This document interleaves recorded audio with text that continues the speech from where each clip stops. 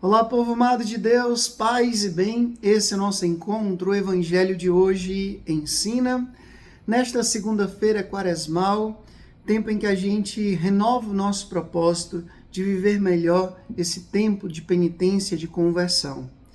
Nada de tristeza, nada de desânimo, nada de preguiça. Vamos lá, vamos levantar a cabeça e seguir nesse tempo de retiro espiritual na vida dos cristãos. Lembrando sempre, eu estou sempre aqui com vocês, do jeitinho franciscano, meditando, refletindo a santa palavra do Senhor. Se você puder, todos os dias aqui, durante alguns minutinhos, queremos fortalecer a nossa fé, meditando, refletindo e acolhendo no coração a palavra do Senhor. Peço sempre que você curta, que você comente, que você compartilhe e faça essa palavra chegar a mais pessoas. Vamos ao Evangelho, abra a sua Bíblia.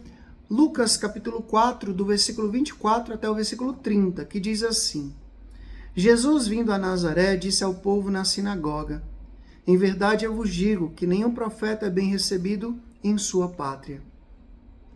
De fato, eu vos digo, no tempo do profeta Elias, quando não choveu durante 3 anos e 6 meses, e houve uma grande fome em toda a região, havia muitas viúvas em Israel. No entanto, a nenhuma delas foi enviado Elias, senão a uma viúva que vivia em Sarepta, na Sidônia. E no tempo do profeta Eliseu haviam muitos leprosos em Israel. Contudo, nenhum deles foi curado, mas sim Naamã, o sírio. Quando ouviram estas palavras de Jesus, todos na sinagoga ficaram furiosos e levantaram-se e o expulsaram da cidade. Levaram-no até o alto do monte sobre o qual a cidade estava construída, com a intenção de lançá-lo no precipício. Jesus, porém, passando no meio deles, continuou o seu caminho. Palavra da salvação, glória a vós, Senhor. Vindo a Nazaré. Jesus não nasceu em Nazaré, ele nasceu em Belém. Mas durante 30 anos da sua vida, aproximadamente, ele esteve no escondimento daquela cidade, na normalidade daquela pequena cidade.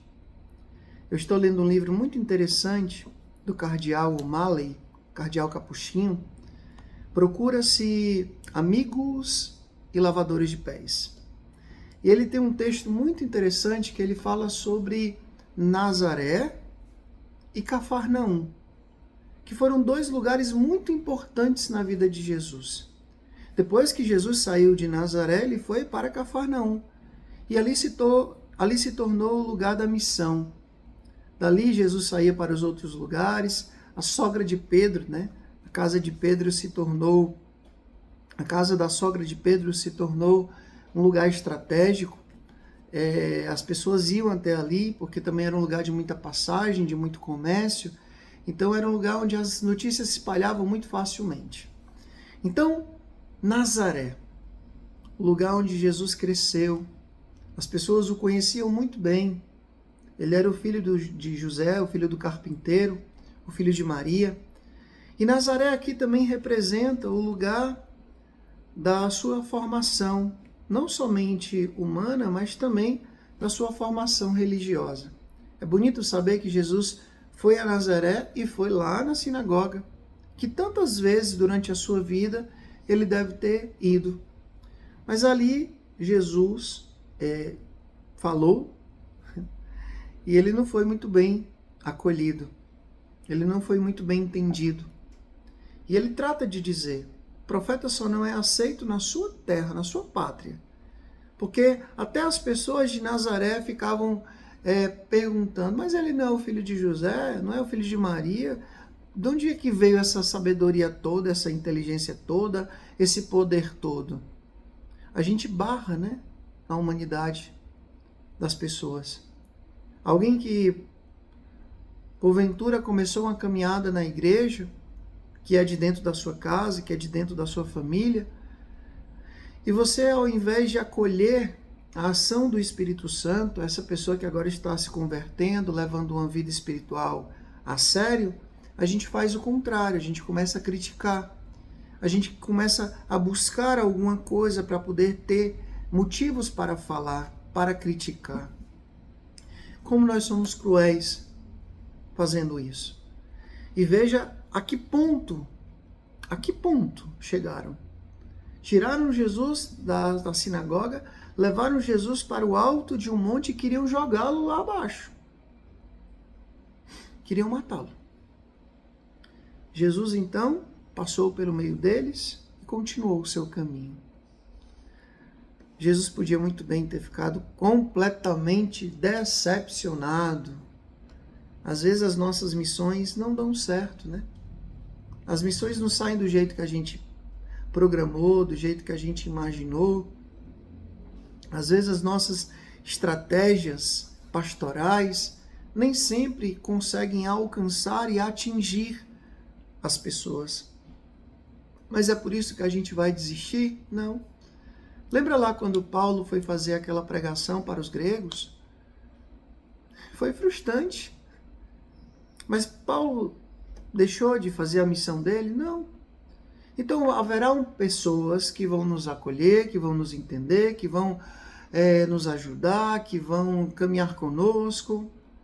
Mas haverão sempre pessoas, sempre, absolutamente sempre, haverão pessoas que vão nos criticar.